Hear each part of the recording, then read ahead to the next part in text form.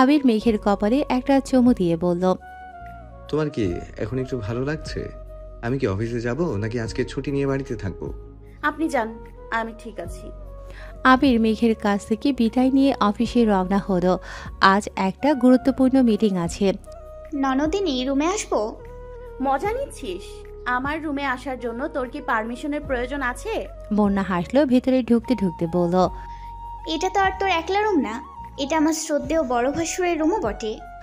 এ পর্যায়ে মেঘ হাসলো। তোর শরীর এখন কেমন? ভালো। আগে তোর খবর বল। আমার আবার কি খবর? এই যে ভাই, এই যে আমার ভাই তোর ঠিকমতো খেয়াল আদর যত্ন রাখছে কিনা? তোর যে ভাই দেখলেই মনে হয় সারাদিন মাথায় করে এক বস্তা রাগ নিয়ে হাঁটে। কেন বেবি, ভাইয়া কি তোমায় ভালোবাসে না? খুব ভালোবাসে। মেঘ আর বন্যা কথা বলছে, তার মাঝেই তো পাশের রুম থেকে তানভীর বন্যাকে ডাকছে। বন্যা রুমের দিকে গেল, বলল, কি হয়েছে, এভাবে ডাকছেন কেন? মনে হচ্ছে বাড়িতে ডাকাত পড়েছে। বন্যার কথা শুনে তানভীর একটু হাসলো, পেছন থেকে জড়িয়ে ধরে বলল, বন্যা ফুল, তুমি কোথায় গিয়েছিলে? বন্যা কিছুটা লাজুক হয়ে মাথাটাকে নেতিয়ে রেখেছে। তানভীর তার কানে একটা চুমু দিয়ে বলল, তাড়াতাড়ি রেডি হও, আমরা আজকে বিকেল 5টায় বান্দরবান যাচ্ছি। বন্যা তার বড় বড় চোখ দুটিকে গোল গোল করে তাকিয়ে আছে। তানভীরের অভিব্যক্তি বোঝার সাধ্য তার নেই। হঠাৎ বান্দরবান কেন? কয়েকদিন পরে গেলেও তো চলতো। কেন, কোনো সমস্যা? না মানে, মেঘের শরীরটা ভালো নেই, এই সময় বাড়ি থেকে বের হওয়া কেমন দেখায় যেন। সমস্যা নেই, ভাইয়াই বলেছে যেতে। আবির ভাই যেতে বলেছে? আমাদের জন্য 7 দিনের হানিমুন প্যাকেজ ভাইয়াই ঠিক করেছে। এটা আমার ভাইয়া গিফট করেছে। বলে পকেট থেকে 2টা 7 দিনের হানিমুন প্যাকেজের বান্দরবানের টিকিট মেলে দেখালো। বন্যা মৃদু হাসলো, বলল, আমি মনে হয় পৃথিবীতে প্রথম নতুন বউ যে ভাস্বরের হাত থেকে হানিমুনের টিকিট পেয়েছি। বিকেল 3টা বাজে। মিম সোফার রুমে বসে টিভি দেখছে। তখনই বাইকের শব্দ পেয়ে ঘাড় ঘুরিয়ে বাইরের দিকে তাকালো। তাকিয়ে দেখলো আবির এসেছে। আবির ভাইয়াকে দেখে সাথে সাথে টিভিটা অফ করে দিয়ে নিজের রুমের দিকে ছুটল। আবির ভাইয়া দেখলেই নিশ্চয়ই এখন ধমক দেবে, বলবে, দুপুরবেলা টিভির রুমে কি করছিস? মালিহা খান, হালিমা খান, আকলিমা খান, মেঘ ও আদি সবাই যার যার রুমে রেস্ট নিচ্ছে। নিচে কাউকে না দেখে আবির সরাসরি নিজের রুমের দিকে গেল। যাওয়ার সময় তানভীরের রুমটার দিকে চোখ পড়ল, দরজাটা ভিড়ানো। তানভীরের সাথে একটু দেখা করা প্রয়োজন, কিন্তু এখন তো সরাসরি আর তানভীরের রুমে ঢোকা যাবে না। এখন তানভীর ছাড়া ওই রুমে বন্যাও থাকে। তাই আবির নিজের রুমের দিকে গেল। আবির রুমের দরজাটা মৃদু ধাক্কা দিল। সামনে তাকিয়ে দেখল বিছানায় তার মেঘ শুয়ে শুয়ে উপন্যাসের বই পড়ছে। কিন্তু এ কি, মেঘ বই পড়ছে আর কাঁদছে কেন? আবির ছুটে গেল মেঘের দিকে। কি হয়েছে তোর মেঘ? মেঘ আবিরের শব্দ পেয়ে চোখ তুলে তাকালো। আবির মেঘের রক্তলাল চোখের দিকে তাকিয়ে উতলা কণ্ঠে জিজ্ঞাসা করল, কি হয়েছে তোর? কে কি বলেছে বল আমায়। কিরে, কথা বলছিস না কেন? মেঘ আবিরকে জড়িয়ে ধরে ফুপিয়ে ফুপিয়ে কেঁদে দিল। আবির তো মেঘের কান্না দেখে স্তব্ধ হয়ে গেছে। কি হয়েছে তার মেঘের, কেন সে এভাবে কাঁদছে? আবির বারবার মেঘকে জিজ্ঞাসা করছে, কি হয়েছে তোর? বলবি তো, অসুস্থ লাগছে? ডক্টর ডাকবো? কিরে মেঘ, কথা বল। মেঘ কাঁপা কাঁপা আঙুলিয়ে উপন্যাসের বইয়ের দিকে দেখিয়ে দিল। আবির বইটাকে হাতে নিয়ে উল্টে পাল্টে করে দেখে বলল, বইয়ে কি হয়েছে? কোথাও তো কিছু দেখতে পাচ্ছি না। মেঘ কাঁপা কাঁপা আধো আধো কণ্ঠে বলল, গল্পের নামটা শুনে ভালো লেগেছিল তাই পড়তেছিলাম, কিন্তু গল্পের নায়ক জয় আমির মারা গেছে। আমার খুব কষ্ট হচ্ছে আবির ভাই। আবির শান্ত দৃষ্টিতে মেঘের দিকে তাকিয়ে দীর্ঘশ্বাস ফেলল, বলল, তোর মতো বোকা মেয়ে আমি আমার জীবনে একটাও দেখিনি। গল্প পড়ে কেউ এভাবে কাঁদে? তুই তো আমাকে ভয় পাইয়ে দিয়েছিস। গল্পের নায়ক মারা যাওয়ায় তুই এভাবে কাঁদছিস, আর যদি আমি মারা যাই তাহলে কি করবি? সাথে সাথে মেঘ হুঙ্কার দিয়ে আবিরের মুখ চেপে ধরল, বলল, কি বলছেন এসব? আর কখনো এসব বলবেন না। বলেই মেঘ আবিরকে শক্ত করে জড়িয়ে ধরল। আবির মৃদু হাসল। আবির ও মেঘকে জড়িয়ে ধরল। কিছুক্ষণ সময় দুজনেই চুপচাপ থেকে হঠাৎ মেঘ বলল, ছাড়েন আমায়। আপনার জন্য খাবার কি উপরে নিয়ে আসবো নাকি নিচে যাবেন?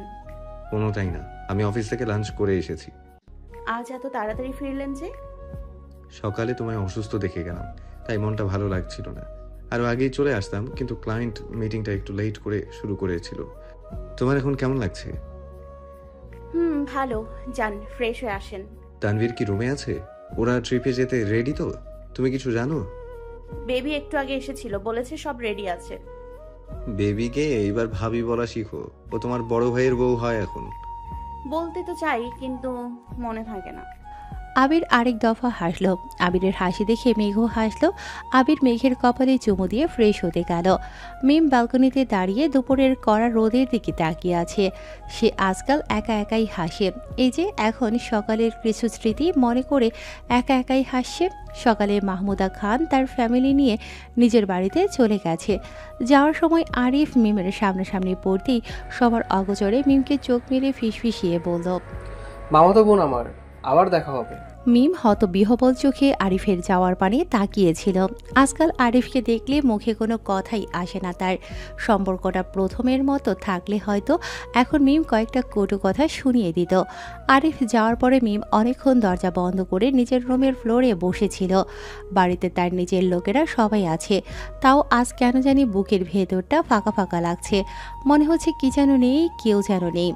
এখন মিম ব্যালকনিতে দাঁড়িয়ে দুপুরের রোদের দিকে তাকিয়ে ভাবছে, যদি সে এখন দেখতো আরিফ খান বাড়ির গেট দিয়ে ঢুকছে, এসে তাকে বলছে, মিম, তোমার জন্য মনটা ছটপট করছিল, তাই চলে এসেছি। মিম হাসলো আর মনে মনে বলল, কি বোকা বোকা চিন্তা ভাবনা হয়েছে তোর মিম। বন্যা, এই বন্যা, তোমার কি এখনো দুপুর রেস্ট নেওয়া হয়নি? বেলা 4টা বাজে, 5টায় ট্রেন। আমাদের রেডি হতে হবে তো। আর একটু ঘুমাতে দেন প্লিজ, রাতে ঘুম হয়নি কাল। বিকেল 4:30 বাজে। খানবাড়ির ড্রয়িং রুমে বাড়ির সবাই বসে আছে। আবির গেটের সামনে বাড়ির গাড়িটি নিয়ে অপেক্ষা করছে। মূলত সেই আজকে তানভীর আর বন্যাকে স্টেশনে পৌঁছে দেবে। মেঘ অনেকবার জেদ করেছে আবিরের সাথে যাওয়ার জন্য, কিন্তু আবির নিতে নারাজ। তানভীর আর বন্যা সিঁড়ি দিয়ে নামছে। ড্রয়িং রুমের দিকে তাকিয়ে দেখল বাড়ির পুরুষেরা আজকে একটু আগেই অফিস থেকে ফিরেছে। পাশে মহিলারাও দাঁড়িয়ে আছে তাদের অপেক্ষায়। মেঘ গাল ফুলিয়ে বসে আছে, মিম তার পাশে দাঁড়িয়ে। তানভীর এসে মেঘের পাশে দাঁড়ালো, বলল, বনু। মেঘ অন্যদিকে তাকিয়ে আছে, মনে হচ্ছে সে তানভীরকে দেখেনি। বন্যা এসে মেঘকে পেছন থেকে জড়িয়ে ধরে বলল, নন্দিনী, কি হয়েছে তোর? কি হয়েছে বনু তোর? ভাইয়া কিছু বলেছে? ভাইয়া, আমি তোমাদের স্টেশনে পৌঁছে দিতে যেতে চাই, কিন্তু তোমাদের শ্রদ্ধেয় বড় ভাই আমাকে নিতে নারাজ। তানভীর হাসলো, বলল, ভাইয়া তো তোর ভালোই চায়, তুই তো জানিস। তাছাড়া এই সময় বেশি বাইরে যাওয়া উচিত নয়। ভাইয়া তুমিও যাও যাও, তোমাদের কারোর সাথে আমার কোনো কথা নেই। বন্যা এসে বলল, বেবি, ভাইয়াকে বলে দেব একসময় বিকেলে তোকে নিয়ে বাইরে ঘুরতে বের হতে। এখন প্লিজ রাগ করিস না। যাওয়ার সময় তোর রাগী চেহারা দেখে গেলে আমাদের কারোরই ভালো লাগবে না। বন্যার কথা শুনে মেঘ কি বুঝলো কে জানে, বন্যাকে জড়িয়ে ধরে বলল, হ্যাপি জার্নি বেবি। উপস্থিত সবাই হাসলো। বন্যা একে একে সবাইকে বিদায় জানালো। আলী আহমেদ খান তানভীরকে ডেকে বলল, সাবধানে যাবে, বন্যার খেয়াল রাখবে। বন্যার মুখ থেকে যেন তোমার নামে কোনো অভিযোগ না শুনি। মোজাম্মেল খান বলে উঠলেন, সারা জীবন ভণ্ডামি তো অনেক করেছো, এখন অন্তত আমার বৌমার খেয়াল রেখো। বৌমার সামান্যতম কোনো ক্ষতি হলে তোমাকে আমি আস্ত রাখবো না। দুই ভাই এর কথার মাঝে ইকবাল খান বলে উঠল, ভাইজান, ওদের এখন প্লিজ যেতে দিন। যাওয়ার সময় অন্তত ছেলেটাকে আর বকবেন না। তানভীর ছোট চাচুকে গিয়ে জড়িয়ে ধরল, কানে কানে ফিস ফিস করে বলল, থ্যাংক ইউ চাচ্ছু। মেঘ ভাইয়াকে জড়িয়ে ধরে বলল, সাবধানে যেও, আমার বেবিটার খেয়াল রেখো। তানভীর হাসলো। মেঘ বন্যাকেও জড়িয়ে ধরল, বলল, আমার ভাইয়ার খেয়াল রাখিস। যথা আজ্ঞা নন্দিনী। তানভীর বন্যা বাহিরে এসে দেখলো আবির গাড়ি নিয়ে অপেক্ষা করছে। তানভীর ড্রাইভিং সিটের পাশে বসতে চাওয়ায় আবির ইশারা দিয়ে বলল পেছনে গিয়ে বন্যার সাথে বসতে। আবিরদের গাড়িটা মুহূর্তেই খানবাড়ির গেট পেরিয়ে চলতে থাকলো। মেঘ মালিহা খানের কাছে গিয়ে বলল, আমার কফি খেতে ইচ্ছে করছে, প্লিজ আমি নিজে বানিয়ে খাই। কথা শুনেই মালিহা খান ছুটে আসলো। কি রে মেঘ, এই সময় তো তুই কফি খাস না, তাহলে কি মাথা ব্যথা হচ্ছে? মেঘ পড়ল বিপদে। এখন মাকে কি করে বলবে যে সে উপন্যাস পড়ে কেঁদেছে? তাই তার মাথা ব্যথা করছে। অবশ্যই যাওয়ার আগে আবির বারবার জিজ্ঞাসা করেছিল যে মাথা ব্যথা করছে কিনা, সে কফি করে আনবে কিনা, কিন্তু মেঘ আবিরকে তা জানায়নি। বর্তমানে আবিরের ব্যবসায়ের কাজে অনেক বিজি থাকে, তাই মেঘ চায় না তার সামান্য কোনো সমস্যা আবিরকে জানিয়ে টেনশনে ফেলতে। হঠাৎ মালিহা খানের কথায় মেঘের ধ্যান ভাঙল। কি রে, আবার কি ভাবছিস? সোফায় গিয়ে বস, আমি কফি নিয়ে আসছি। মেঘ চুপচাপ গিয়ে সোফায় বসলো। আদি আর মিম একটা চকলেট নিয়ে কাড়াকাড়ি করছে। মেঘ উচ্চস্বরে দিল এক ধমক। কিরে মিম, তুইও কি ছোট হয়ে গেছিস? চকলেটটা আদিকে দে। মেঘের ধমক শুনে মিম আদিকে চকলেটটা দিয়ে দিল। আদি তো মহা খুশি। মিমকে একটা ভেঙচি কেটে চকলেটটা নিয়ে দৌড় দিল। মিম বলল, দেখেছো আপু, ও যে আমাকে ভেঙচি কেটেছে, এটা তো কেউ দেখে না। মেঘ হাসলো, মিমকে কাছে ডেকে বসিয়ে বলল, আবির ভাইকে বলবো তোকে অনেকগুলো চকলেট আর গিফট এনে দিতে। মনে থাকে জানো। মালিহা খান কফি এনে মেঘের হাতে ধরিয়ে দিয়ে বলল, শুধু কফি খেলে হবে না, ফল, ডিম, দুধ খেতে হবে। আমার নাতিপুতি যেন তোর মতন কঙ্কাল না হয়। বড় আম্মু, তুমিও কি তোমার ছেলের মতো কথা বলছো? আলী আহমেদ খান বললেন। কি হয়েছে মেঘ মামুনির? মেঘ আলী আহমেদ খানের কাছে গিয়ে বলল, আব্বাজান, সবাই মিলে কি শুরু করেছে দেখো। কেউ আমাকে কঙ্কাল বলছে, কেউ আবার বলছে আমাকে মেডিকেলে বেচে দেবে। মোজাম্মেল খান এসে রাশভারী কণ্ঠে বলল, কার এত বড় সাহস আমার মেয়েকে মেডিকেলে বিক্রি করে দেবে? বড় ভাবি, তোমার ছেলেকে সামলাও, আমার মেয়ে মোটেও কঙ্কাল না। বলেই মেঘের অগোচরে মুস্কি মুস্কি হাসল। হালিমা খান এসে বলল, তোমাদের আদরের মেয়েটা ঠিকমতো খাওয়া দাওয়া করে না, দিন দিন শুকিয়ে কাঠ হয়ে যাচ্ছে। রাত 9টা বাজে। আবির বাড়ি ফিরে রুমে ঢুকে দেখল মেঘ বিছানায় ঘুমিয়ে আছে। মেঘকে এত তাড়াতাড়ি ঘুমিয়ে যেতে দেখে আবির মেঘের কপালে, গালে, গলায় হাত দিয়ে দেখল জ্বর আছে কিনা। না, জ্বর নেই। আবির ফ্রেশ হয়ে এলো, এসেও দেখে মেঘ ঘুমোচ্ছে, তাই সেই নিচে চলে গেল। নিচে মালিহা খান, হালিমা খান, আকলিমা খান সবাই একসাথে গল্প করছে। পাশেই মিম বসে টিভি দেখছে। আদি মাঝে মাঝেই মিমের হাত থেকে রিমোট কেড়ে নিচ্ছে, সেটা নিয়ে আবার দুই ভাই বোন মারামারিও করছে। আবির সবাইকে এক নজর দেখে রান্নাঘরের দিকে গেল। কফির জন্য গরম পানি বসাতে যাবে, তখনই মালিহা খান ডেকে বলল, কি রে আবির, কখন আসলি? আর আমরা সবাই এখানে থাকতে তুই কেন কফি করতে যাচ্ছিস? সমস্যা নেই আম্মু, তোমরা গল্প করো, আমি করে নিতে পারবো। এই কথা শুনে মালিহা খান সকলের সাথে আবার গল্পে মনোযোগ দিল। আবিরকে নিচে দেখে মিম আর আদি কিছুটা শান্ত হয়ে গেছে। আবির তার মন মতো কফি বানাচ্ছে। কফি হাতে উপরে যাওয়ার সময় বলল, আম্মু, মেঘ কি রাতে খেয়েছে? না, সন্ধ্যাবেলা বলল ভালো লাগছে না, তাই উপরে চলে গেছে। ঠিক আছে, ওর খাবারটা প্লিজ উপরে পাঠিয়ে দাও। আবির, তুমি ওপরে যাও, আমি নিয়ে আসছি। তোমারটাও কি ওপরে নিয়ে আসবো? না কাকিমণি, আমি একটু পর নিচে এসে খেয়ে নেব। বলেই আবির সিঁড়ি বেয়ে বড় বড় কদম ফেলে উপরে চলে গেল। মিম আর আদি এতক্ষণ মনে হয় নিঃশ্বাস বন্ধ করে রেখেছিল। আবির যাওয়ায় একটা দীর্ঘ নিঃশ্বাস ফেলে দুজন আবার রিমোট নিয়ে কাড়াকাড়ি শুরু করেছে। এ পর্যায়ে আকলিমা খান ধমকে সুরে বলল, এখনই টিভিটা অফ করে খেতে যাও। মিম আর আদি দুজনকে ভেঙচি কেটে খাবার টেবিলে গিয়ে বসলো। হালিমা খান মেঘের খাবারটা আকলিমা খানের হাতে দিয়ে বলল উপরে দিয়ে আসতে। মালিহা খান মিম আদিকে খেতে দিচ্ছে। খাওয়ার মধ্যেই ওরা আবার ঝগড়া করছে। আকলিমা খান এক ধমক দিয়ে আবার মেঘের রুমের দিকে চলে গেল। আকলিমা খান দরজায় একটু ঠক ঠক করে বলল, আসবো? ভেতর থেকে আবিরের কণ্ঠ ভেসে আসলো, এসো কাকিমণি, ভেতরে এসো। আকলিমা খান দরজা ঠেলে ভেতরে প্রবেশ করে দেখলো আবির খাটের এক পাশে হাতে ল্যাপটপ নিয়ে অফিসের কাজ করছে। পাশেই মেঘ বিভোর ঘুমে ঘুমোচ্ছে। আকলিমা খান পাশের টেবিলে খাবারটা রেখে মেঘের মাথায় হাত বুলিয়ে দিয়ে বলল, আবির, ওকে ডেকে খেয়ে নিতে বলো, না খেয়ে ঘুমাতে দিও না।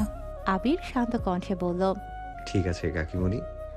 আকলিমা খান চলে যেতেই আবির মেঘের মাথায় হাত বুলিয়ে বলল, ম্যাম শুনতে পাচ্ছেন? মেঘ কিছুটা নড়ে চড়ে অন্যদিকে ফিরে আবার ঘুমিয়ে গেল। আবির মোহনীয় কণ্ঠে আবারও বলল, ম্যাম। মেঘ একটু নড়ে চড়ে সেই চিরচেনা কণ্ঠে জবাব দিল, আবিরের ডাকে মেঘের ঘুম না ভাঙায় আবির মেঘকে কোলে তুলে ব্যালকনির সোফাতে নিয়ে বসালো। হঠাৎ মেঘ চোখ খুলে হতভম্ব হয়ে গেল আবির কখন এলো আর সে সোফাতে কি করছে। আবির শান্ত দৃষ্টিতে মেঘের হতভম্ব মুখের পানে তাকিয়ে আছে। মেয়েটা একটু পাগল, না অনেকটাই পাগল। পাগল না হলে কেউ সোফায় কিভাবে আসলো সেটা নিয়ে এখন ভাবতে বসে। আবির হাসলো। হঠাৎ আবিরের হাসির মৃদু শব্দে মেঘের ধ্যান মগ্ন হলো। আবিরের দিকে তাকিয়ে বলল, হাসছেন কেন? ভাবছি। কি ভাবছেন?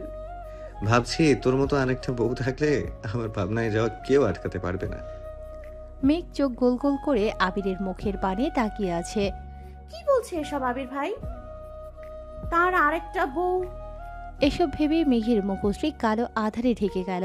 আবির আবারও হাসলো, বলল, সাধে আমি তোকে তার কাটা বলি? মেঘ গাল ফুলিয়ে অন্যদিকে তাকিয়ে আছে। আবির খাবার মেখে মুখের সামনে ধরে বলল, অনেক কথা হয়েছে, এবার তো খেয়ে নে। মেঘ কিছু বোঝে না, ব্যালকনির বাইরের দিকে তাকিয়ে আছে। আবির মেঘের চিবুক ধরে টেনে তার দিকে ফিরালো। কিন্তু একই এত সামান্য ব্যাপারে মেঘ কান্না করছে। আবির শুনেছে এ সময় নাকি মেয়েদের মোট সুইং হয়, তাই কি মেঘ এমন করছে? আবির মেঘকে কাছে টেনে বুকে জড়িয়ে ধরে বলল, জি ম্যাম, জি রাগ করেন না। মেঘ আবিরের বুকে মাথা রেখে ফুপিয়ে ফুপিয়ে কেঁদে দিল। একে কিছুটা শান্ত করার পর আবির মেঘকে খাইয়ে দেয়া শুরু করেছে। আজকাল মেঘ কিছুতেই খেতে চায় না, সব কিছুতেই অনীহা দেখায়, তাই ওকে খাওয়ানোর দায়িত্বটা আবিরেরই নিতে হয়। আবিরের এত যত্নের কারণে বাড়ির বাকিরাও একটু নিশ্চিন্তে থাকে। অবশ্য দুদিন আগেও আবির মেঘের অসুস্থতা নিয়ে কিছুই জানত না। মেঘের খাওয়ার অনীহা দেখে আবির খাইয়ে দিত। আবির মেঘকে খাইয়ে দেয়া শেষে বিছানায় শুয়ে দিয়ে বলল, এইখানে চুপ করে শুয়ে থাকো, আমি নিচে যাচ্ছি। মেঘ আবিরের এক হাত ধরে টেনে বলল, প্লিজ তাড়াতাড়ি আসবেন, আমার একা একা ভালো লাগছে না। আবির একটু হাসলো, বলল, ডিনার করেই চলে আসবো। বলেই আবির মেঘের মাথায় হাত বুলিয়ে রুম থেকে বের হয়ে গেল। নিচে যেতে যেতে তানভীরকে কল দিল। আসসালামু আলাইকুম ভাইয়া। ওয়ালাইকুম আসসালাম, কেমন আছিস? ভাইয়া তুমি বড্ড অদ্ভুত প্রশ্ন করো। মাত্র কয়েক ঘন্টা আগেই তো আমাদের দেখা হলো, এর মাঝে খারাপ কিভাবে থাকবো? আগের মতোই ভালো আছে আলহামদুলিল্লাহ। যেতে কোনো অসুবিধা হচ্ছে না তো? না ভাইয়া, যে কাজে তুমি তোমার ছোঁয়া দিয়েছ সেখানে কোনো অসুবিধা হতে পারে না ইনশাল্লাহ। হয়েছে, আর চাপা মারতে হবে না, পৌঁছে কল দিয়ে জানাস আমাকে। আর শোন, বলো ভাইয়া। যে কোনো সমস্যায় আমাকে জানাতে ভুলবি না, বন্যার খেয়াল রাখবি। ভাইয়া তুমি শুধু শুধু টেনশন করছো, তুমি মেঘের খেয়াল রেখো। আমার বোনটির নিচে এখনো বাচ্চা, ওকে কোনো কারণে রাগ দেখিও না। আমার বউয়ের কথা চিন্তা না করে তুই তোর বউয়ের কথা চিন্তা কর। মেঘ তোমার বউ হওয়ার আগে আমার বোন। আমি বড় নাকি তুই বড়? তুমি। আমি বেশি জানি নাকি তুই বেশি জানিস? তুমি। তাহলে শোনেন সম্বন্ধী ভাই, আপনার বোন আমার জন্মগত বউ। জন্মগত সমস্যা শুনেছে, কিন্তু বাপের জন্মগত বউ শুনেনি। তুই হানিমুন থেকে ফিরে ছোট বোনের জামাইয়ের কাছে ক্লাস করতে আসিস, তোর অনেক কিছু শেখার আছে। তানভীর হাসলো। এই পর্যায়ে তানভীরের হাসির শব্দ শুনে বন্যার ঘুম ভেঙে গেল। বন্যা একটু আগেই ট্রেনের কামরায় ঘুমিয়ে পড়েছিল। হঠাৎ তানভীরের হাসির শব্দ শুনে সে তাড়াহুড়ো করে উঠে বসলো, বলল, কি হয়েছে? বাড়ি থেকে কল দিয়েছে? সব ঠিক আছে তো? বন্যার এমন ঘুম থেকে লাফিয়ে ওঠা এবং অদ্ভুত প্রশ্ন শুনে তানভীর তো অবাক প্রায়। সে ঠান্ডা ও শান্ত কণ্ঠে জিজ্ঞাসা করল, কি হয়েছে? কোন স্বপ্ন দেখেছ? পানি খাবে? বন্যা একটু অবাক দৃষ্টিতে তাকিয়ে বলল, এত রাতে কে কল দিয়েছে? মেঘ এবং বাড়ির লোক সবাই ঠিক আছে তো? তানভীর বিটি বিটি হাসলো, বলল, সবাই ঠিক আছে, শুধু আমি ঠিক নেই। কেন, কি হয়েছে আপনার? তানভীর একটু ফিসফিসিয়ে বলল, 1 মিনিট, ভাইয়া লাইনে আছে। বন্যা জিভে কামড় বসিয়ে বলল, ছি ছি, আবির ভাইয়া কলে আছে, কে জানে কতটুকু শুনতে পেরেছে। হ্যালো ভাইয়া। থাক, আর কিছু বলতে হবে না। ছোট বোনের জামাই হয়ে সম্বন্ধীর হানিমুনে কাবাবের হাড্ডি হওয়ার ইচ্ছে নেই আমার। Bye, happy journey. বাই। আপনি রাগী ভিলেন ছিলেন জানতাম, কিন্তু ঠোঁটকাটা কবে থেকে হয়েছেন? তানভীরের সহজ স্বীকারোক্তি। তোমাকে ভালোবাসার পর থেকে। উফ, আপনাকে নিয়ে আর পারি না। আবির ভাইয়ের সামনে আমাকে লজ্জা না দিলে আপনার চলছিল না, তাই না? কেন, কি এমন বলেছে? ভাইয়া ফোনে লাইনে আছে জেনেও আপনি কেন আমাকে বললেন আপনি ঠিক নেই? ভুল কি বলেছে? এত সুন্দর রাত, ট্রেনে জ্বালা দিয়ে ছনছন করে বাতাস আসছে ভিতরে।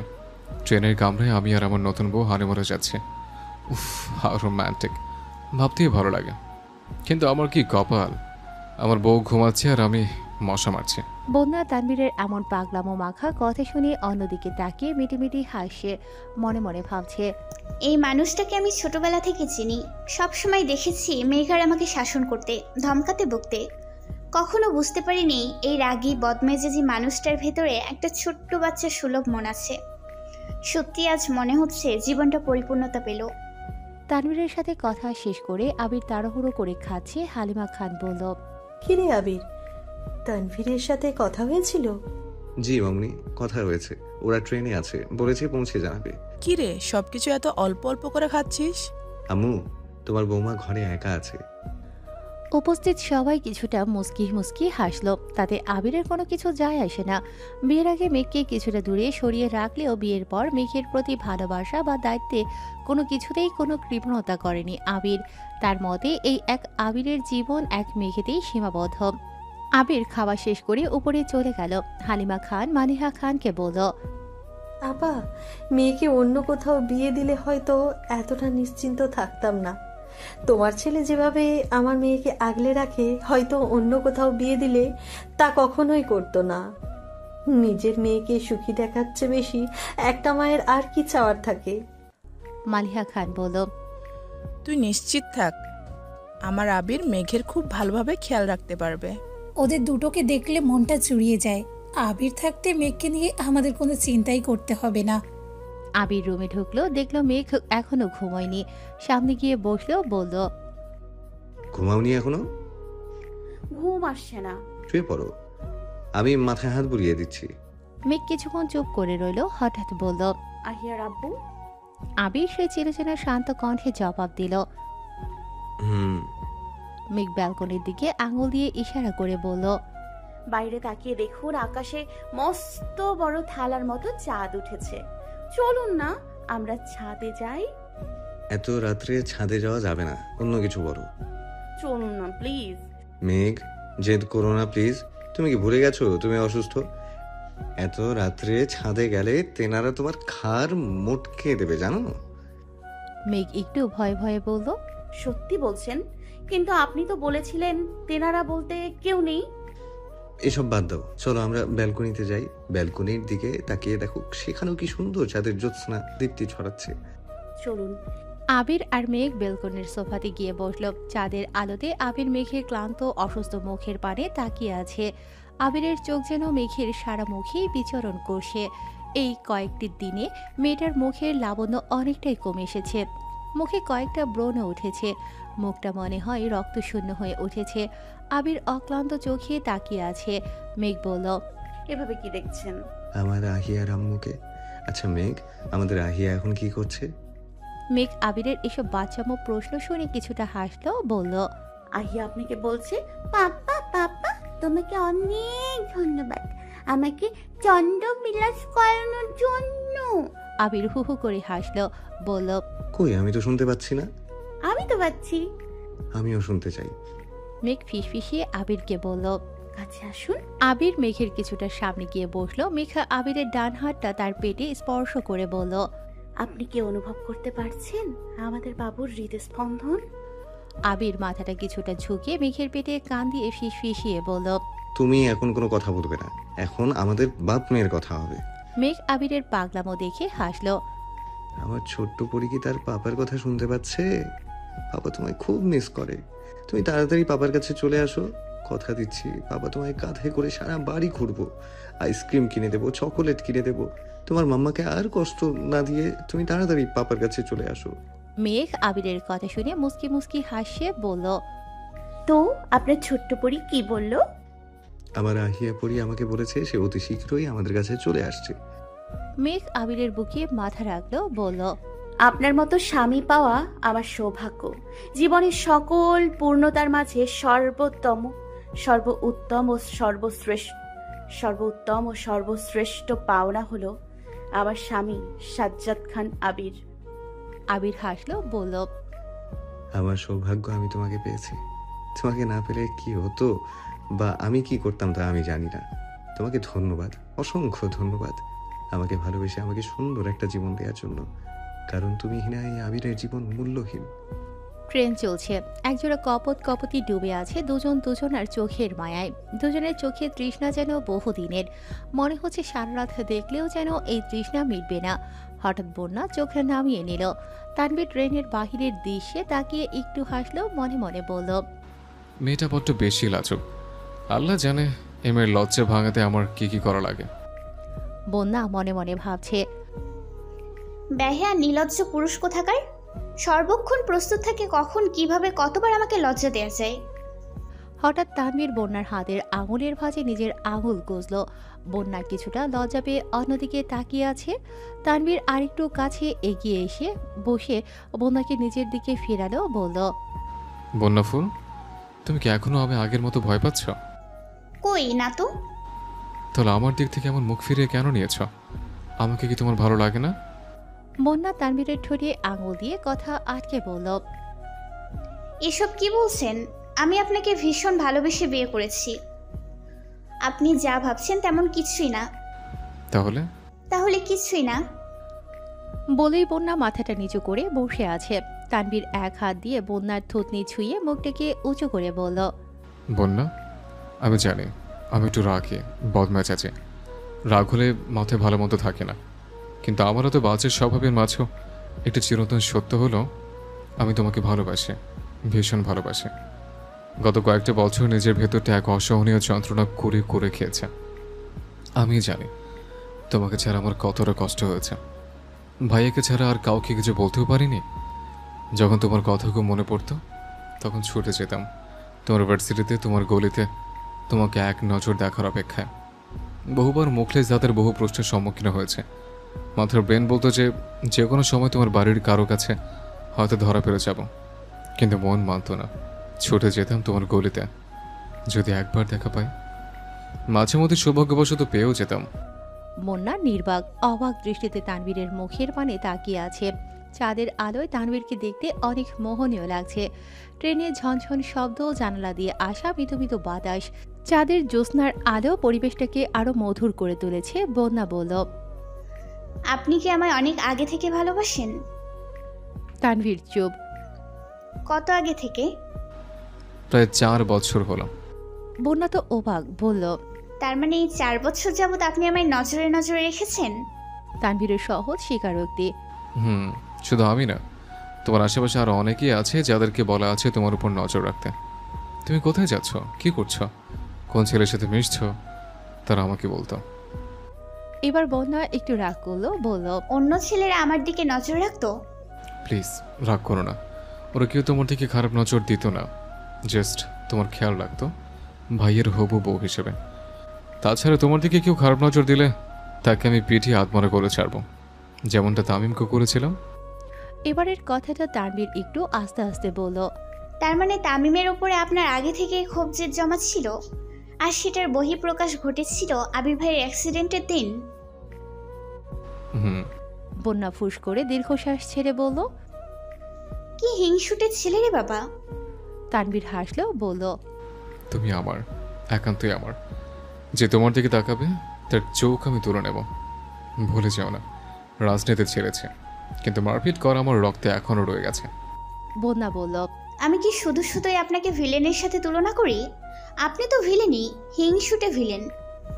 মেঘ আবিরের কোলে মাথা রেখে ব্যালকনির সোফাতে শুয়ে আছে। তার নজর ওই আকাশের পানে, কিন্তু আবিরের নজর তার কাদম্বিনীর মুখে, চোখে, ঠোঁটে। আবির মেঘকে দেখছে আর মেঘের মাথায় হাত বুলিয়ে দিচ্ছে। একটা সময় মেঘ ঘুমিয়ে পড়ল। আবির মেঘকে পাজাগোলা করে তুলে বিছানায় শুইয়ে দিল। কপালে একটা দীর্ঘ চুমু দিয়ে মেঘকে বুকে নিয়ে ঘুমিয়ে পড়ল। সকাল 9টা বাজে। হালিমা খানের ফোনে তানভীর কল দিয়েছে। একে একে সকলের সাথে কথা হয়েছে, কিন্তু বাড়ির 3 কর্তা আর আবির কোন সকালেই অফিসে চলে গেছে। মেঘ এই মাত্রই নিচে নেমে এসেছে, বলল, আম্মু, কে কল দিয়েছে? ভাইয়া? হ্যাঁ, নে কথা বল। হ্যালো ভাইয়া, কেমন আছো? ভালো, তুই কেমন আছিস? আলহামদুলিল্লাহ ভালো। বন্যা বেবি কই? এই তো কাছে আছে, নে কথা বল। হ্যালো ননদিনী, কেমন আছো ভাবি আমার? ভালো, তুই কেমন আছিস? বাসার সবাই কেমন আছে? আলহামদুলিল্লাহ, সবাই ভালো আছে। তোর কখন পৌঁছেছিস? আমরা প্রায় মাঝরাতেই পৌঁছে গেছি, কিন্তু এত রাত হয় বাড়িতে কল দিয়ে জানাইনি। সকালে কল দিতাম। ও। তানভীর বন্যার কথা শুনে মিম দৌড়ে ছুটে এলো, বলল, মেঘাপু, ফোনটা আমাকে দাও না প্লিজ, আমরা বন্যা ভাবির সাথে কথা বলবো। বন্যা ফোনের ওপার থেকে ওদের চিল্লাচিল্লি শুনে বলল, মহারানীর আজ কলেজ নেই, তাই মাত্র ঘুম থেকে উঠলো। মিমের কাছে দে ফোনটা। হ্যালো বৌমনি, কেমন আছো? ভালো কুটনি ননদ, তুমি কেমন আছো? আমিও ভালো। শোনো বৌমনি। বলেন মহারানী। বান্দরবানের সুন্দর সুন্দর স্পটের ভিডিও করে আনবে, সেই ভিডিও নিয়ে আমি সোশ্যাল মিডিয়ায় পোস্ট করব। পাশ থেকে তানভীর বলে উঠল, ওরে বাঁকা মেয়ে, একবার বাড়ি ফিরে তারপর মজা বোঝাবো। আদি এসে মিমের কাছ থেকে ফোনটা নিয়ে বলল, হ্যালো বৌমনি। বলো ছোট দেবর। তুমি মিমাপুর কথা ছাড়ো, ওর কোনো কথাই তুমি শুনবে না। ও তাই বুঝি, তাহলে কার কথা শুনবো? আমি আছি না, তোমার ছোট বর। বন্যার চোখ দুটো বড় বড় হয়ে গেল। কি বলছে এই পাকা ছেলে? পাশে তানভীর চিৎকার দিয়ে উঠল, কি রে আদি, শেষ পর্যন্ত কেঁদে কেটে আমার বউটাকে নিয়ে যাবে? বন্যা মৃদু মৃদু হাসছে আর বলছে, হিংসুটে বর আমার। ভাইয়া নিয়ে যাচ্ছি না তো, ভাগ করছি, তুমি বড় বর আর আমি ছোট বর। পাশ থেকে মেঘ আদির কান টেনে ধরলো, বলল, আজকাল বড্ড পেকেছেন তাই না? অপেক্ষা করেন আবির ভাই, অপেক্ষা করেন আবির ভাই বাসায় ফিরুক, তাকে জানাতে হবে। আবিরের নাম শুনতেই আদি ছুটে পালালো। সবাই আদির কাণ্ড দেখে হাসে। মিম গিয়ে সোফায় বসলো মেঘের পাশে। মিম টিভিও দেখছে, আবার গুনগুনিয়ে গানও গাইছে। মেঘ কপাল কুঁচকে মিমের দিকে তাকিয়ে আছে, সেদিকে মিমের কোনো খেয়াল নেই। মেঘ মাঝে মাঝেই খেয়াল করে মিম আজকাল একটু বেশি খুশি খুশি থাকে। মেঘ বলল, কিরে তোর খবর কি? কিসের খবর? কয়টার খবর? তোকে দেখে মনে হচ্ছে ডাল মে জরুর কুছ কালা হ্যায়। মেঘ চোখ দুটো ছোট ছোট করে বলল, কাহিনী কি? আপু তুমি যে কি বলো না, আজকাল কি হাসাও যাবে না? মিম বসা থেকে উঠতে উঠতে বলল, ধুর, আজকাল এই বাড়িতে হাসলেও সমস্যা। মেঘ অবাক কণ্ঠে তাকিয়ে বলল, এর আবার কি হলো? কি রে আবির, শুনলাম কাল অফিস থেকে তাড়াতাড়ি বাড়ি ফিরেছিস, বাসায় কি কোনো সমস্যা? না রে, তেমন কিছু। গতকাল তানভীর আর বন্যা হানিমুনে গিয়েছে, ওদের বিকেলে স্টেশনে দিতে গিয়েছিলাম। তাছাড়া মেঘের শরীরটাও গতকাল ভালো ছিল না। মেঘ এখন কেমন আছে? ভালো। তোর কথা বল, তোকে তো বলেছিলাম এক সপ্তাহ অফিসে আসতে না, 4 দিন পরেই চলে আসলি যে। একটা ছুটির অ্যাপ্লিকেশন পাঠিয়ে দিলেই তো হতো। জানি, কিন্তু অনেক কাজ পেন্ডিং হয়ে আছে এই কয়দিনে, তাই ভাবলাম তোর উপর এত চাপ না দিয়ে অফিসেই চলে আসি। প্রয়োজন ছিল না, এই সময় তোর রিয়ার পাশে থাকা বেশি দরকার ছিল। রিয়ার বেবি কেমন আছে? ভালো। মেঘের কথাটা শুনেছে পর থেকে বারবার মেঘের কথাই জিজ্ঞেস করছিল। জান্নাতও বললো কয়েকদিনের জন্য মেঘকে দেখতে যাবে। যেতে বলিস জান্নাতকে। ভেবেছিলাম মেঘকে নিয়ে তোদের বাড়িতে যাব রিয়ার বেবিকে দেখতে, কিন্তু আম্মু আর মামুনি বলল বাবুর 1 মাস না হওয়া পর্যন্ত মেঘ সেখানে যেতে পারবে না। সমস্যা নাই, পরে এক সময় নিয়ে যাস। সারাদিন বিভিন্ন সুন্দর সুন্দর স্পটে ঘুরে সন্ধ্যায় তানভীর আর বন্যা রিসর্টে ফিরে আসলো। বন্যা এসেই বিছানায় ধপাস করে বসলো, বলল, উফ, আমার পা পুরো ব্যথা হয়ে গেছে। তানভীর একটু দুষ্ট হেসে বলল, এখনই পা ব্যথা হয়ে গেছে, রাতটা এখনো বাকি। বন্যা চোখ দুটোকে বড় বড় করে ফেললো, তারপরে একটু ঢোক গিলে মিনমিনিয়ে বলল, নির্লজ্জ বেহিয়া পুরুষ মানুষ। আল্লাহ, এই লোকটা তুমি আর কত রূপ আমায় দেখাবে? পরিবারের সামনে ভদ্রলোক, বাহিরের লোকের কাছে রাগী বদমেজাজি, বইয়ের সামনে ঠোঁটকাটা নির্লজ্জ বেহিয়া পুরুষ। তানভীর লম্বা একটা হাসি দিয়ে বলল, আপনি কি আস্তে আস্তে আমায় গালি দিচ্ছেন মিসেস খান? বন্যা মুখ বাঁকিয়ে অন্যদিকে ফিরল। তানভীর সেটা দেখে বলল, গালি দেন, সমস্যা নেই, কিন্তু রেডি থাকেন। বলেই তানভীর ফ্রেশ হতে ওয়াশরুমে ঢুকে গেল। বন্যা একটা দীর্ঘশ্বাস ফেললো, বলল, পাগল লোক একটা। হঠাৎ তানভীর ওয়াশরুমের দরজাটা একটু খুলে মাথা বের করে উকি দিয়ে বলল, হানিমুনে এসে 2-4টে বাচ্চা না নিয়ে ফিরলে লোকে কি বলবে? আমার পুরুষত্ব নিয়ে প্রশ্ন উঠবে তো বউ। বন্যা বিছানা থেকে তানবীরের মাত্র খুলে রেখে আসা টি শার্টটি তানবীরের দিকে ছুঁড়ে মারল। তানবীর সাথে সাথেই ওয়াশরুমের গেট লাগিয়ে দিল। টি শার্টের দরজায় বাড়ি খেয়ে নিচে ফ্লোরে পড়ল। মেঘ ড্রয়িং রুমে মিমের সাথে বসে গল্প করছে। হঠাৎ তার ফোনটা বেজে উঠল। ফোনের দিকে তাকিয়ে দেখল বেবি নামে সেভ করা নাম্বার। ফোনটা হাতে নিয়ে মিমের দিকে তাকিয়ে বলল, এখন আর কোনো কথা বলবি না, আমার বেবি কল দিয়েছে। মিম কিছুটা চিৎকার দিয়ে বলল, বৌমনি কল দিয়েছেন? মেঘ ফোনটা রিসিভ করে বলল, আসসালামু আলাইকুম নতুন বউ, কেমন আছেন? ওয়ালাইকুম আসসালাম, ভালো। তুই কেমন আছিস? তোর দুষ্টুমির স্বভাবটা কবে যাবে? ভুলে যাস না একটার মা হয়ে যাচ্ছিস। মেঘ মিমের দিকে একটু তাকিয়ে বন্যাকে বলল, বেবি হঠাৎ একটা স্বাদ জাগলো মনে। কি স্বাদ ননদিনী? বলবো? বল। তাহলে বলেই ফেলি। তুই কি বলবি নাকি আমি ফোনটা কাটবো? আরে বেবি রাগ করিস না, বলছি তাহলে। হানিমুনে তো গিয়েছিস, আমার ভাইকে বলবি তোকে বেশি বেশি আদর করতে, যাতে পরের মাসে তোরও সুখবর শুনতে পাই। তারপর আমরা দুই বান্ধবী মিলে উঁচু পেট নিয়ে সারা বাড়ি ঘুরবার টকাচার খাবো। ফোনের ওপাশ থেকে বন্যার কাশি শোনা যাচ্ছে। মনে হচ্ছে বন্যা বিষম খেয়েছে। মেঘ বলল, আরে বেবি রিল্যাক্স, চাপ নিস না, একটু ট্রাই কর, হয়ে যাবে। পাশ থেকে মিম বড় বড় চোখ করে অবাক দৃষ্টিতে মেঘের দিকে তাকিয়ে আছে। মেঘটা খেয়াল করতেই সেখান থেকে উঠে অন্যদিকে চলে গেল। মিম মুখটা বাঁকিয়ে টিভি অন করে দেখা শুরু করলো। বন্যার কাশি যেন থামছেই না। হঠাৎ ফোনের ওই পাশ থেকে শোনা যাচ্ছে তানবীর বন্যাকে পানি খেতে বলছে আর বারবার জিজ্ঞাসা করছে কি হয়েছে।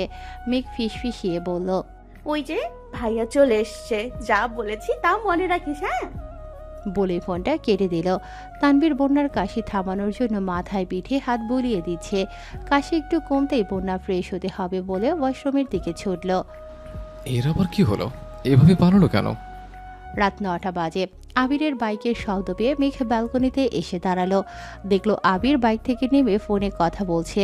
আবির এক নজর উপরে তাকালো, তার প্রিয়সী তার দিকেই তাকিয়ে আছে। আবির একটু মুচকি হেসে কান থেকে ফোনটা নামিয়ে বাড়ির ভেতরে ঢুকে পড়ল। মেঘ এখনো ব্যালকনিতে দাঁড়িয়ে আছে। বাহির থেকে মৃদু মৃদু বাতাস আসছে। মেঘের খোলা চুলগুলো সেই বাতাসে দিক বিদিক উঠছে। আজ শরীরটা ভালো, তাই মেঘ সালোয়ার কামিজ ছেড়ে নীল রঙের একটা সুতির শাড়ি পরেছে।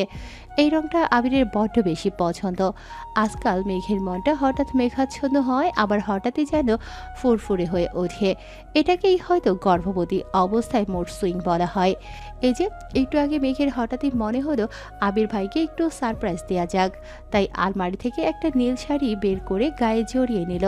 চুলগুলো ছেড়ে দিল, চোখে একটু কাজল, ঠোঁটে একটু লিপস্টিক ছুঁয়ে দিল।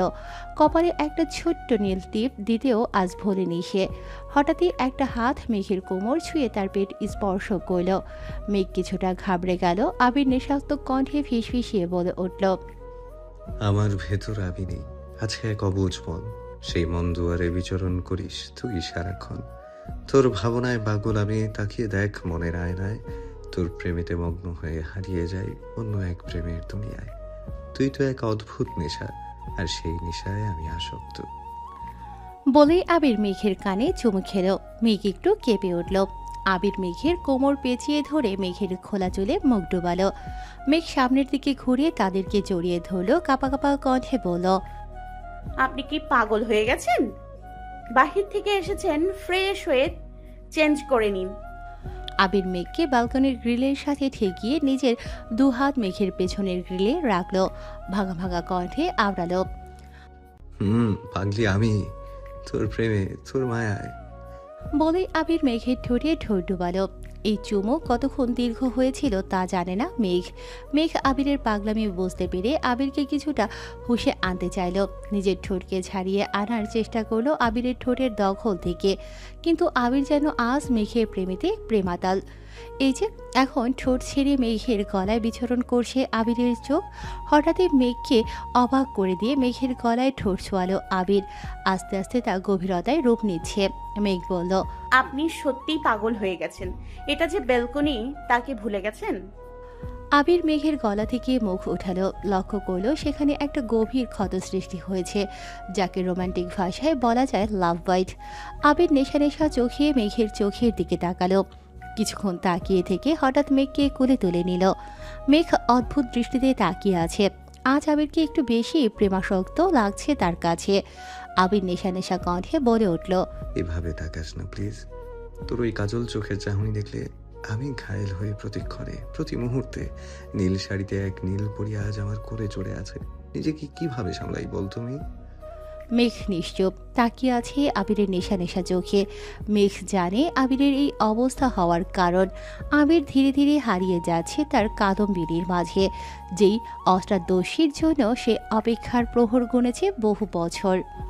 তানবীর আর বন্যা খোলা আকাশের নিচে হেঁটে চলেছে। পূর্ণিমার চাঁদের আলো গায়ে মেঘে ব্যক্ত করছে নিজেদের মনের অনুভূতি। খোলা আকাশের নিচে মৃদু মৃদু বাতাস শিহরিত করছে একজোড়া দম্পতি শরীর ও মন।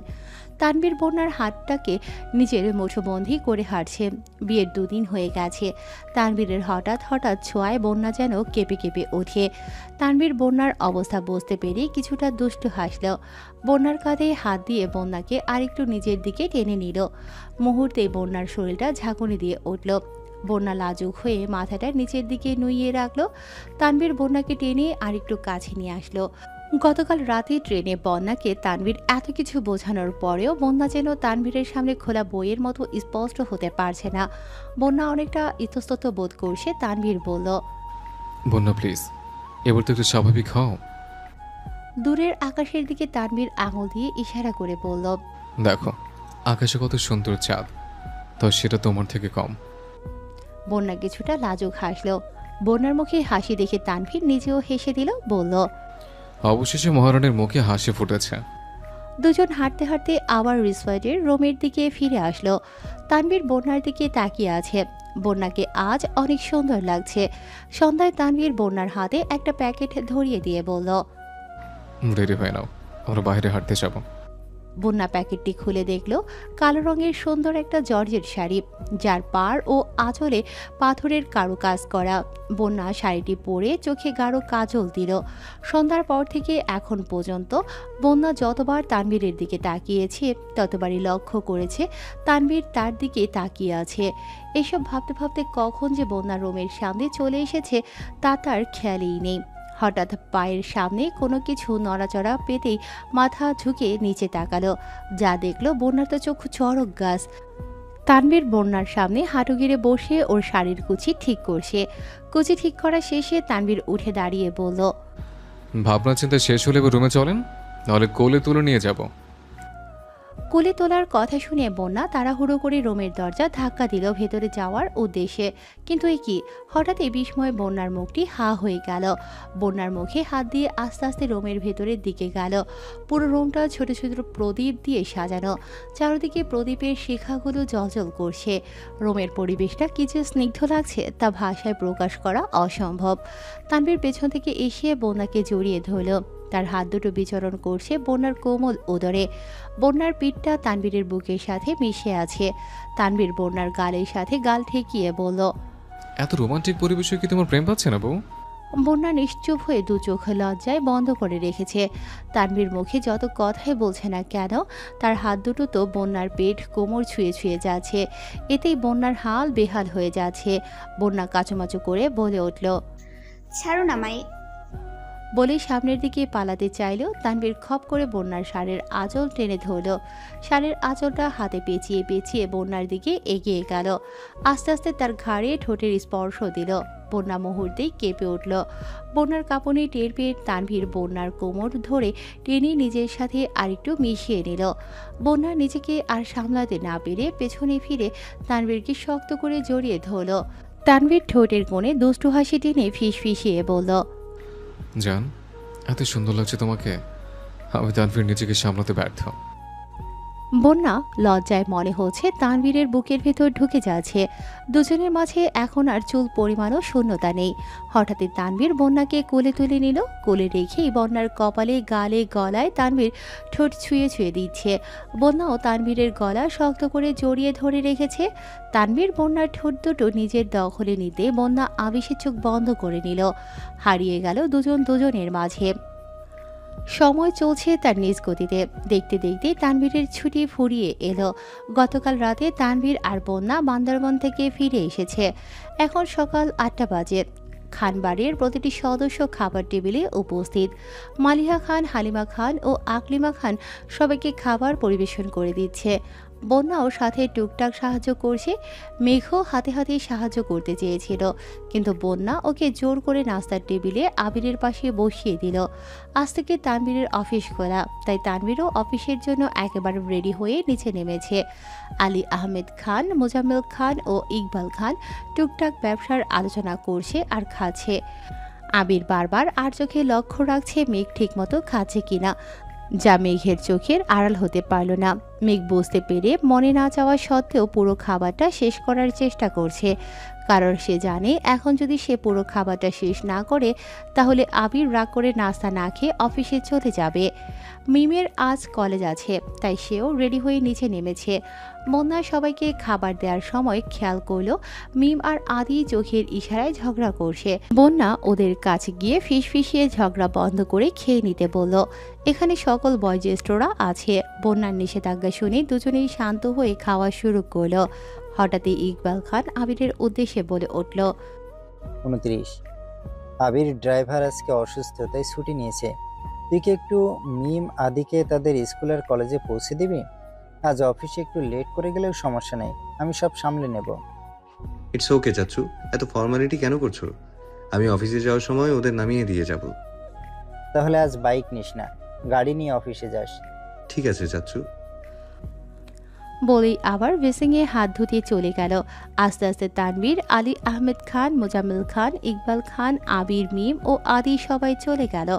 বাড়িতে এখন শুধু মেঘ, বন্যা, মালিহা খান, হালিমা খান, আকলিমা খান ও দুজন হেল্পিং হ্যান্ড। বন্যা আর মেঘ বান্দরবানের গল্প করায় ব্যস্ত। বেলা যখন 11টার কাটায় বাড়িতে মেহমান এসেছে শুনে মেঘ তড়িঘড়ি করে সিঁড়ি দিয়ে নিচে নামছে। তা দেখে হালিমা খান চিৎকার করে বলে উঠল।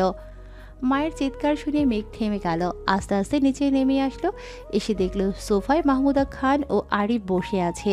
হালিমা খান মেঘকে ধমকে সুরে বলল, কিরে মেঘ, তোর জ্ঞান বুদ্ধি কবে হবে? তোকে কতবার বলি সিঁড়ি দিয়ে তাড়াহুড়া করে নামবি না, আস্তে ধীরে নামবি। তুই কোনো কথাই শুনিস না।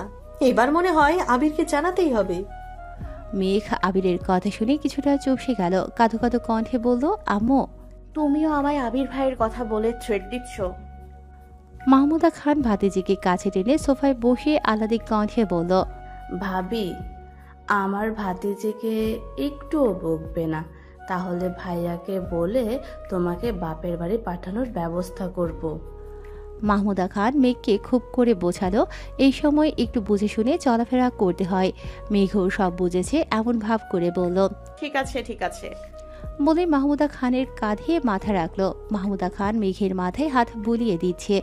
বন্যাও তার পাশে এসে বসে ভালো মন্দ জিজ্ঞাসা করছে। মাহমুদা খানকে পাশে পেয়ে যেন বাড়ির মহিলারা সকলে আড্ডার আসর জমিয়ে বসেছে। সব মেয়েদের মাঝে আরিফ বসে বসে বোরিং ফিল করছিল, তাই সে উঠে ছাদের দিকে যাচ্ছে আর মনে মনে ভাবছে, মিম কই, তাকে তো কোথাও দেখতে পাচ্ছি না তো।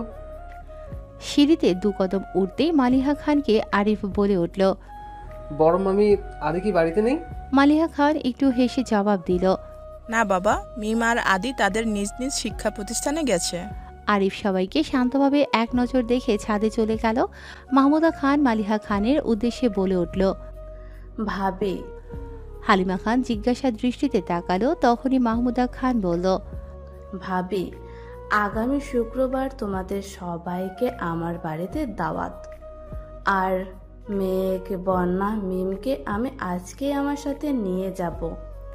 প্লিজ তুমি কোনো আপত্তি করো না। মালিহা খান, হালিমা খান ও আকলিমা খান মাহমুদা খানের দিকে স্থির দৃষ্টিতে তাকালো। মালিহা খান বলল, দেখো বোন, তোমার ভাইজানেরা এখন বাড়িতে নেই, আমি একা তো কোনো সিদ্ধান্ত নিতে পারবো না। আর রইল কথা মেঘ, বন্যা, মিমের, আমার যতদূর মনে হয় আবির মেঘকে এই সময় কিছুতেই একা ছাড়বে না। বলেই মালিহা খান থামলো। মাহমুদা খান মুখে হাসি টেনে বলল, আবিরের সাথে আমি কথা বলে নেব, প্রয়োজনে আবির সেখান থেকে কয়েকটা দিন অফিসে যাবে। হঠাৎই মেঘের ফোনের কল বেজে উঠল। সবার ধ্যান মগ্ন হয়ে দৃষ্টি গেল মেঘের ফোনের দিকে। দেখলো আবির কল দিয়েছে। মেঘ সবার মাঝখান থেকে উঠে গিয়ে সাইডে দাঁড়িয়ে ফোনটা রিসিভ করলো। হ্যালো, তোমায় কতবার বলবো ফোন ধরে আগে সালাম দিবে? সরি। আসসালামু আলাইকুম। ওয়ালাইকুম আসসালাম। কি করছো? বসে আছি সবাই একসাথে। এই সময় সবাই একসাথে? ফুপ্পি আর আরিফ এসছে। ফুপ্পি এসেছে? কই, আমাকে আগে কিছু জানানো না তো যে আজকে আসবে আমাদের বাড়িতে। কোনো সমস্যা? আমি কি আসবো? মেঘ আবিরের চিন্তিত অবস্থা বুঝতে পেরে আশ্বাস দিয়ে বলল, চিন্তা করবেন না, কোনো সমস্যা নেই। ফুপ্পি আমাদের সবাইকে শুক্রবারে দাওয়াত করতে এসেছে। ফুপ্পি চায় আমি, বন্যা আর মিম আজকেই তার সাথে চলে যাই। কথাটা শুনে আবির কিছুক্ষণ চুপ করে থেকে বলল, আম্মু কি বলেছে? মেঘ বলল, বড় আম্মু বলেছে আপনি আমাকে এই সময় একা ছাড়বেন না। ও আচ্ছা, ফুপ্পিকে বলো বিকেলে বাড়ি ফিরতে, আমি তাড়াতাড়ি অফিস থেকে চলে আসব। আর আরিফকে বলবে দুপুরে মিমকে যেন তার কলেজ থেকে আনতে যায়। ড্রাইভার আঙ্কেল বিকেলেও আসবে না। আর যেহেতু আমি একেবারেই ফিরবো, তাই দুপুরে আর বের হতে পারছি না। ঠিক আছে। আবির একটু তাড়াহুড়ো করে বলল, শোনো, শরীর ঠিক আছে এখন? আচ্ছা ঠিক আছে, আমি রাখছি।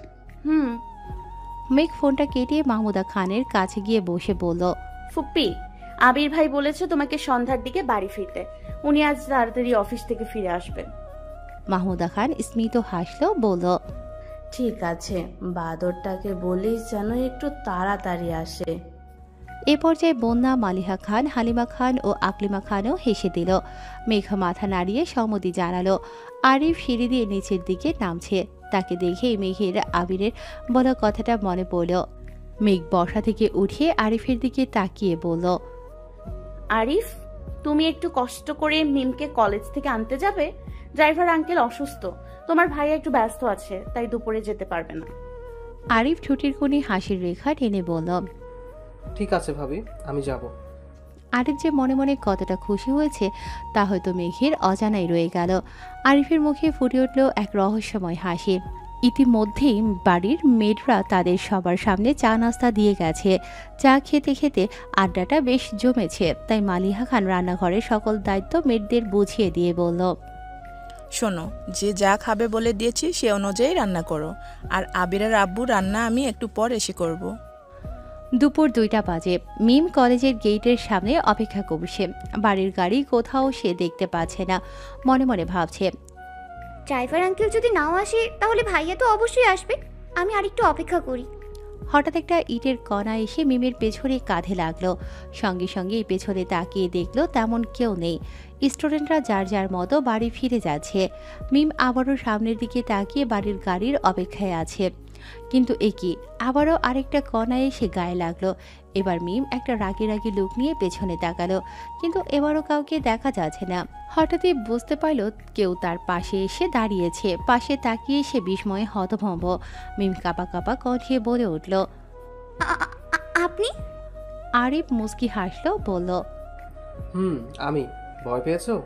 মিম তোতলাতে তোতলাতে বলল, ভয়ের কি আছে, আপনি এখানে কি করছেন? আরিফ আবারও হাসলো, বলল, কেন আমাকে দেখে খুশি হওনি? মিম বিরক্তি ভরা কণ্ঠে বলল, কোনো কিছুই না, আপনি আপনার কাজে যান, আমি এখন বাড়িতে যাব। ও তাই বুঝি? তাই। আরিফ ঠোঁটের কোণে বাঁকা হাসির রেখা টেনে বলল, ঠিক আছে, যাও তাহলে। মিম সেখান থেকে একটু সামনের দিকে এগিয়ে গিয়ে আবার দাঁড়ালো।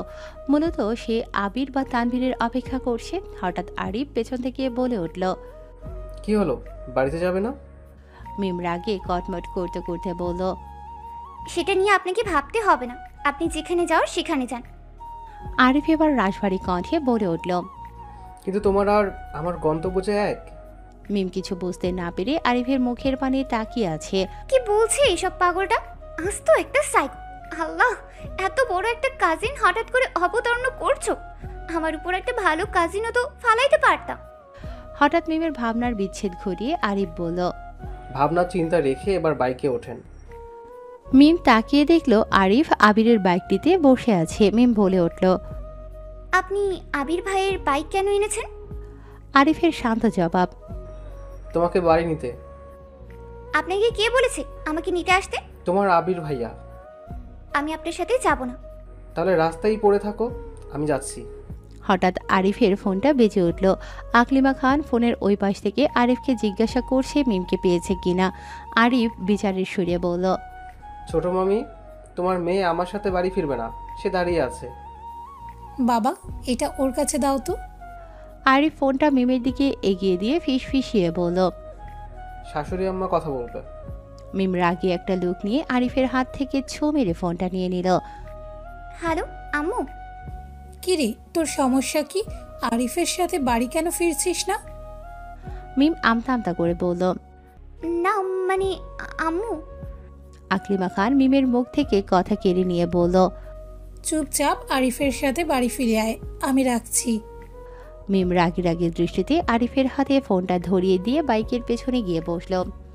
মিম চুপচাপ গিয়ে আরিফের বাইকের পেছনে বসলো। আরিফ বাইকের লুকিং মিররে দেখলো মিম পেছনে ধরে কোনো রকম বসে আছে।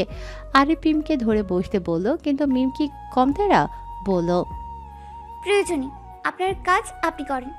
আরিফ মিমের কথাটি শুনে সামনে তাকিয়ে চোখে সানগ্লাস দিল। হঠাৎ বাইকটি স্টার্ট দেয়। মিম তার ব্যালেন্স ঠিক রাখতে না পেরে আরিফের কাঁধে হুমড়ি খেয়ে পড়ল। মিম ভয় পেয়ে আরিফের কাঁধে এক হাত দিয়ে শক্ত করে চেপে ধরেছে। আরিফ লুকিং গ্লাসে মিমকে এক নজর দেখে মুচকি হাসলো, একটু খোঁচা মেরে বলল, গরিবের কথা বাসি হলে। মিম মুখ বাঁকিয়ে অন্যদিকে ফিরে আছে। আরিফ তা দেখে আরেক দফা হেসে বাড়ির উদ্দেশ্যে রওনা হলো। সারা রাস্তা মিম আর কিছুই বলেনি। মাহমুদা খানের সময়টা আজ বড্ড বেশি ভালো যাচ্ছে।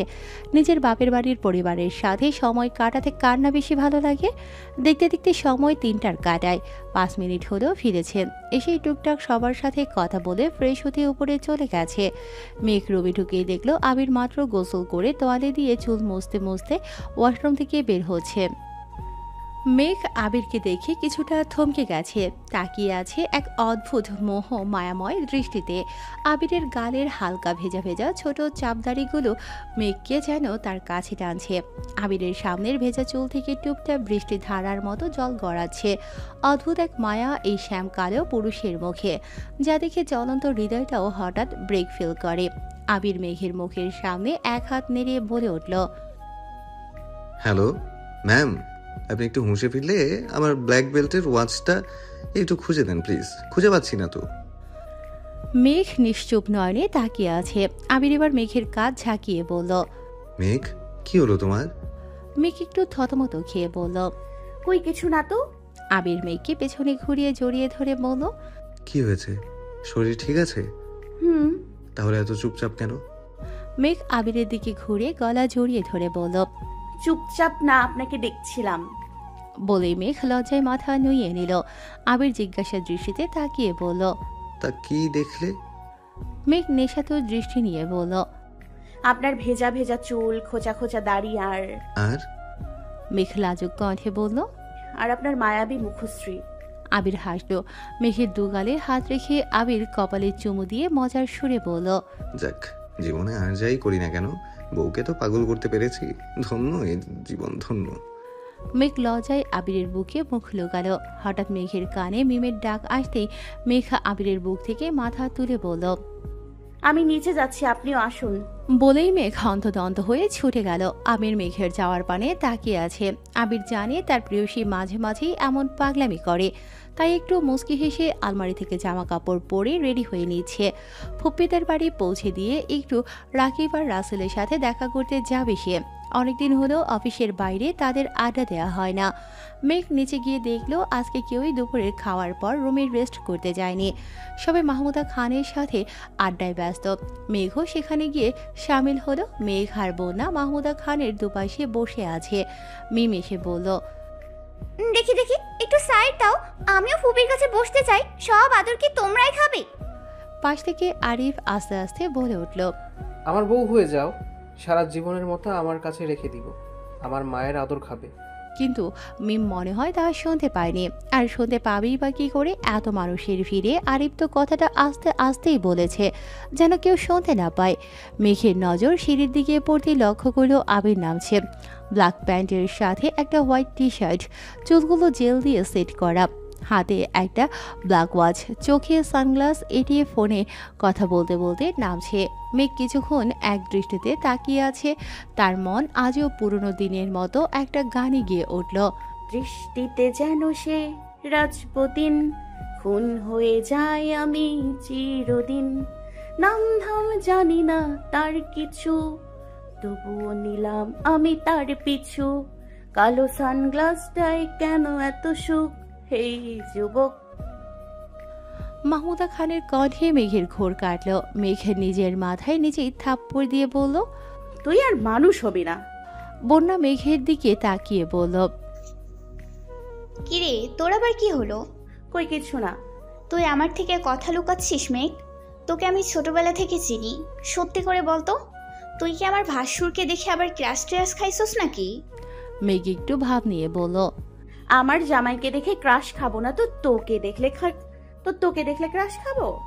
ইতিমধ্যেই আবির নিচে নেমে এসেছে। মালিহা খান বলে উঠল, কিরে কোথাও যাচ্ছিস নাকি? জি আম্মু, রাকিব রাসেলদের সাথে দেখা করতে যাব। মাহমুদা খান আবিরকে বলল, রেডি হয়ে এসেছিস, ভালো হয়েছে। মেঘ, বন্যা ও মিম সবাইকে আমি আজকে নিয়ে যেতে চাই, সাথে তুইও চল। কয়েকটা দিন ওই বাড়ি থেকে অফিস করিস। আবির কয়েক মিনিট চুপ করে থেকে বলল, ফুপি, তুমি বন্যা আর মিমকে নিয়ে যাও। মেঘকে নিয়ে আমি বৃহস্পতিবার চলে যাব। জানোই তো ওর শরীরটা ভালো থাকে না,